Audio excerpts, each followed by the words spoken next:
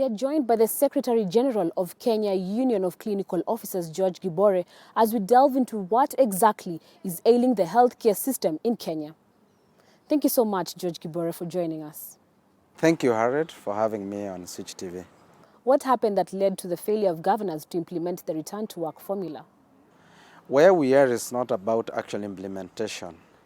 We are in a state where that the Council of Governors, as part of the employer, failed to assent to the document which was providing for the clinical officers to continue offering services. It was also disappointing that on Monday, which was on 4th, they issued a letter to the CS Health disassociating themselves from that document and saying they were not fully consulted. But even in the same letter, Harriet, the Council of Governors acknowledged that there have been consultation in place. And you know, on the same letter, they give 3 items where they feel that they do not have financial capacity to handle some of those items. 2, they feel that they do not have a clear framework, that's policy framework that can be able to support for them to do that. And that is why we are saying the motive for the governors is morally political, and it is not welcomed at this particular time, when even the president has intervened to ensure that we can have normalcy resume in our public health facility through the Ministry of Health and the Ministry of Labor and Social Protection. It is insincere, and they should be able to be ashamed, to feel actually shame on themselves. What is the way forward? Harriet, the way forward is that we are now on strike. The document that I'm talking about, the return to work, had 18 items.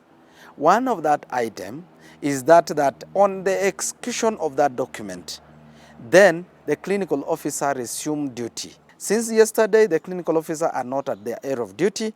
And of course, now we are demonstrating against the move of the Council of Governors by deassociating themselves from this document and by failing to sign it. So ours is actually to agitate and push them to sign this document. So tell us, Gibore, what are some of the grievances that you have?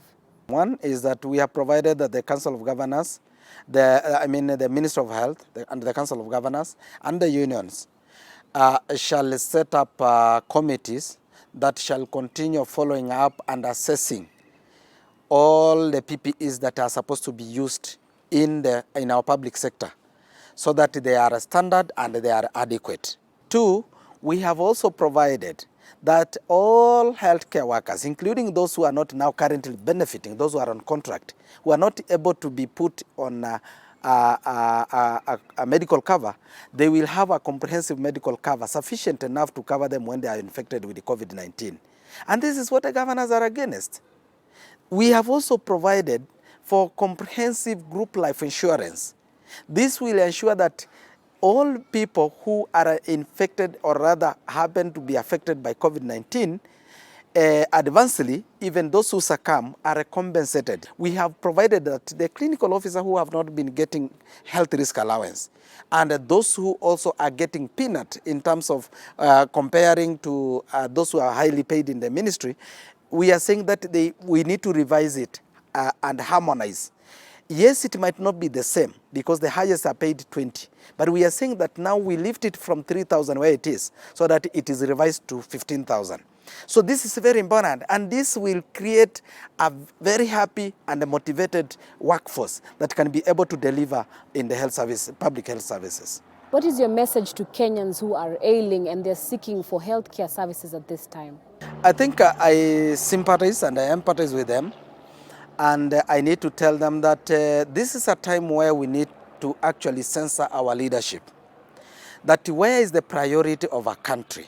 Once we get our priority right, we will ensure that we have enhanced health service delivery in the sector, in all the sectors, health, education, the most important sectors, and including security.